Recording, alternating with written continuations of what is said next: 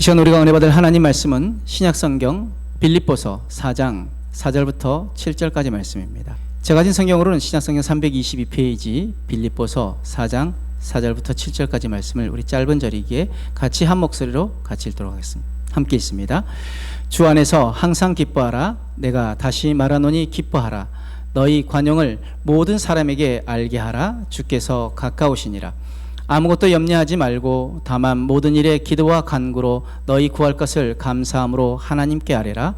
그리하면 모든 지각에 뛰어난 하나님의 평강이 그리스도 예수 안에서 너희 마음과 생각을 지키시리라. 아멘. 말씀은 우리 주보 안쪽 면에 있습니다. 함께 읽은 말씀을 가지고 우리 평안하십니까? 라는 제목으로 함께 은혜를 나누길 원합니다. 우리 한국인과 유대인들의 문화가 굉장히 닮아 있습니다. 그래서 인사도 좀 비슷한데 유대인들은 인사를 할 때 이렇게 인사합니다. 샬롬. 그 샬롬이라는 말의 뜻은 평안하십니까? 평안하길 바랍니다 라는 의미죠. 우리 한국인들이 인사할 때 어떻게 인사합니까? 안녕하십니까? 그죠? 우리가 평안을 또 비는 마음으로 서로에게 안녕하십니까? 라고 묻습니다. 왜 이렇게 인사를 하냐면 그 민족사가 비슷하기 때문입니다. 외세 잦은 침략으로 결국 평안을 누려보지 못한 민족이 바로 우리 한국인들과 또 유대인들이라는 거죠. 그래서 인사에도 평안을 구하는 민족입니다. 오늘 평안하십니까? 라는 제목을 함께 나누는데 평안에 대한 성경의 처방은 무엇일까요? 세상의 평안을 약속하신 하나님께서 이렇게 말씀하십니다. 빌립보서 우리가 읽었던 말씀 4장 6절 7절 아무것도 염려하지 말고 다만 모든 일에 기도와 간구로 너희 구할 것을 감사함으로 하나님께 아뢰라.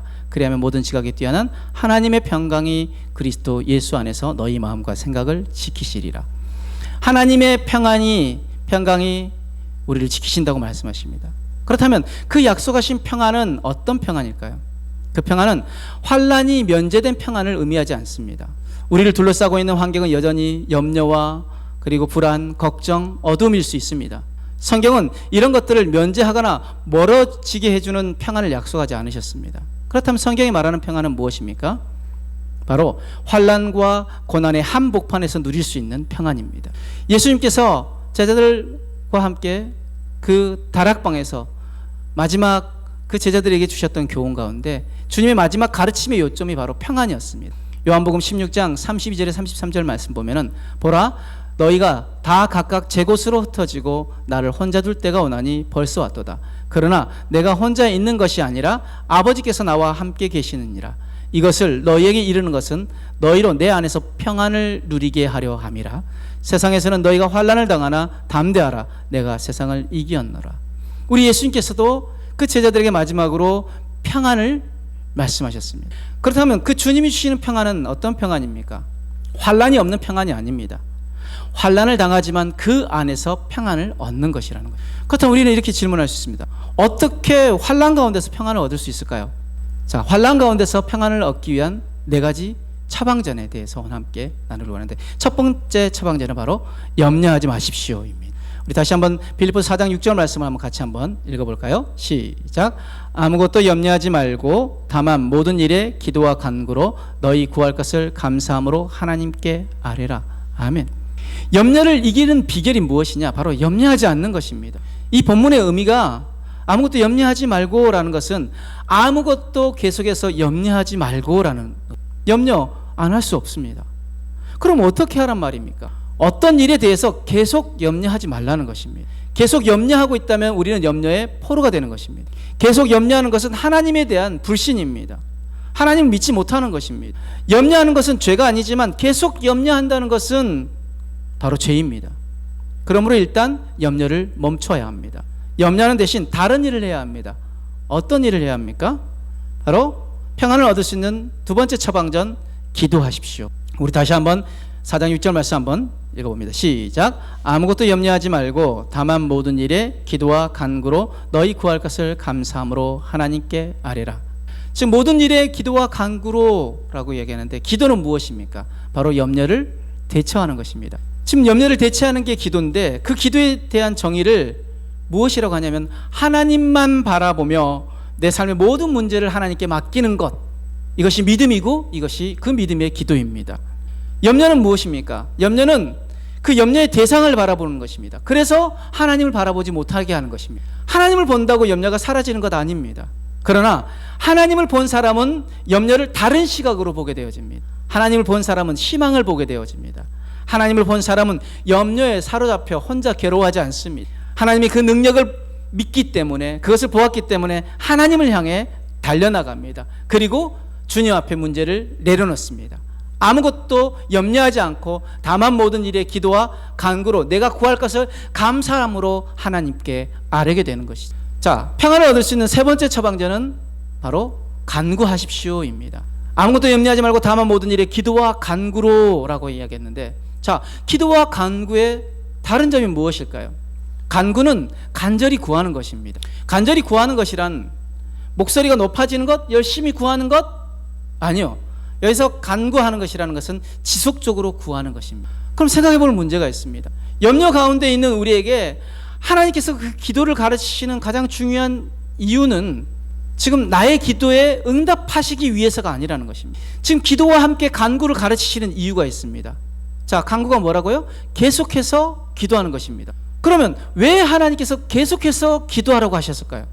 바로 기도 응답이 기도의 목적이 아니기 때문에. 그 목적이 무엇입니까? 지속적인 기도를 통해서 하나님과의 깊은 인격적인 관계를 갖는 것이 더 중요하기 때문에 하나님께서는 우리에게 계속 기도하라고 말씀하시는 것입니다. 만약에 하나님과 우리의 관계 가운데서 그런 인격적인 관계 없이 필요한 것을 얻어내는 쪽만 강조한다면 이건 그냥 뭐 상거래죠. 그런데 하나님께서는 원하시는 것이 무엇이냐? 더 깊은 교제입니다. 우리 사람의 속성을 너무나도 잘 아시는 하나님. 그래서 사람들은 문제가 없으면 하나님을 쳐다보지 않습니다. 하나님을 구하지 않습니다. 그래서 하나님께서 우리 인생에 파도와 폭풍우를 주시는 것입니다. 그 폭풍 속에서 하나님을 찾으면 하나님은 우리의 손을 잡으시고 우리와 대화를 시작하시는 것입니다. 금방 대답해 주시지 않고 계속 기도하게 하시는 것입니다. 이것이 불신자들이 이해하지 못하는 그리스도인들의 신앙의 한 측면입니다. 그리스도인들이 문제를 놓고 기도하면 응답받는 것보다 응답받지 못하는 것들이 너무 많습니다. 더 많습니다. 그럼 불신자들은 이렇게 생각하죠. 아니, 왜 기도하면 다 응답받아야 하는데 왜 응답받지 못하느냐고 의문을 갖습니다. 그런데 그리스도인은 기도의 응답을 받지 못한다고 해서 신앙을 포기하지 않는다는 것입니다. 이것이 불신자들이 이해하지 못하는 부분입니다. 간구를 통해서 성도들은 기도 응답보다 더 중요한 것을 배웁니다. 무엇을 배웁니까? 바로 하나님과 대화하는 동안 그 하나님께 시선을 모으고 그분의 옷자락을 만지고 우리의 고통과 눈물과 한숨을 그분 앞에 쏟아내는 순간 그 하나님의 마음을 알게 되어진다는 거예요. 응답받지 못했지만 그 기도의 긴 터널을 통과한 후에 하나님을 더 신뢰하게 되고 하나님을 더 사랑하게 되는 것입니다. 이것이 간구입니다. 평안을 누리는 네 번째 처방전은 바로 감사하십시오입니다. 우리 다시 한번 빌립보서 4장 6절 말씀 다시 한번 읽어봅니다. 시작. 아무것도 염려하지 말고 다만 모든 일에 기도와 간구로 너희 구할 것을 감사함으로 하나님께 아뢰라. 아멘. 우리의 구할 것을 감사함으로 하나님께 아뢰라고 말씀하십니다. 우리의 문제를 해결하기 위해서 우리에게는 한 가지 태도가 필요합니다. 바로 감사하는 태도가 있어야 합니다. 기도는 하나님과의 인격적인 교제이고 하나님을 즐거워하는 것이고 하나님의 임재에 들어가는 것입니다. 하나님과 사랑을 나누는 것입니다. 그런데 성경이 가르치는 기도의 태도는 무엇입니까? 시편 100편 4절 말씀에 감사함으로 그 문에 들어가며 찬송함으로 그의 궁전에 들어가서 그에게 감사하며 그의 이름을 송축할지어다. 바로 우리의 기도의 자세는 우리의 구할 것을 감사함으로 하나님께 아뢰는 자세가 필요합니다. 이렇게 우리가 감사함으로 하나님께 아뢰일 때 그 기도의 진정한 의미를 안다면 염려도 감사가 되는 것입니다. 그 염려 때문에 내가 하나님 앞에 갈 수 있기 때문에 그로 인해서 이렇게 고백합니다. 하나님, 나에게 염려 주신 것을 감사합니다. 기도가 응답되지 않아도 감사할 수 있습니다. 단번에 주실 수도 있지만 교제를 원하시는, 더 친밀한 교제를 원하시는 하나님 마음을 알게 됩니다. 감사는 진정한 믿음과 신뢰에서 나오기 때문입니다. 감사함으로 드리는 기도와 간구는 그 간구하는 사항에 초점을 맞춰지는 것이 아니라 기도와 간구를 받으시는 하나님께 초점이 맞춰지는 것입니다. 그러므로 감사함으로 기도하는 것은 그 응답에 대해서는 하나님의 뜻이 최선임을 알고 그것이 어떤 것이든지 감사함으로 받겠다는 태도로 기도하는 것입니다. 비록 내 마음에 합한 그 응답이 아닐지라도 하나님은 나에게 가장 좋은 것으로 하나님 때 하나님의 방법으로 역사하신다는 그 믿음과 그 하나님을 향한 마음이 있기에 어떤 것이든지 우리가 아멘으로 받을 수 있게 되어진다는 거죠. 이렇게 감사함으로 하나님 앞에 아뢰는 자들에게 하나님 어떤 약속을 주십니까? 염려하지 않고 감사함으로 기도와 간구하는 이들에게 주시는 약속, 우리 빌립보서 4장 7절 말씀 같이 한번 읽습니다. 시작. 그리하면 모든 지각에 뛰어난 하나님의 평강이 그리스도 예수 안에서 너희 마음과 생각을 지키시리라. 아멘. 우리 마음과 생각을 지키실 것이다. 이것이 하나님의 약속입니다. 염려의 시작은 어디서부터 시작됩니까? 마음에서부터 시작. 그리고 생각을 통해서 염려를 키웁니다. 그런데 하나님의 약속은 무엇이라고요? 우리 다시 한번 4장 6절 7절 말씀 다시 한번 읽어볼까요? 시작. 아무것도 염려하지 말고 다만 모든 일에 기도와 간구로 너희 구할 것을 감사함으로 하나님께 아뢰라. 그리하면 모든 지각에 뛰어난 하나님의 평강이 그리스도 예수 안에서 너희 마음과 생각을 지키시리라. 아멘. 우리가 하나님께 염려하지 않고 기도와 간구로 감사함으로 하나님 앞에 나아가면 하나님께서 그 평강에 하나님이 그 평강으로 우리 마음과 생각을 지키시게 되어지고 그것을 통하여서 우리가 평안을 누리게 되어진다는 것입니다. 우리가 잘 알고 있는 다니엘, 지금 그 다니엘의 이야기를 통해서 우리가 다니엘이 사자굴에 들어갔던 그 이야기를 알고 있습니다. 그런데 다니엘을 그 사자굴에 던져놓고 잠 못 자는 사람이 있었습니다. 누구였을까요? 바로 다리오 왕이었습니다. 그런데 다니엘은 그 사자굴에서 잠을 잘 잤습니다. 왜 그랬을까요?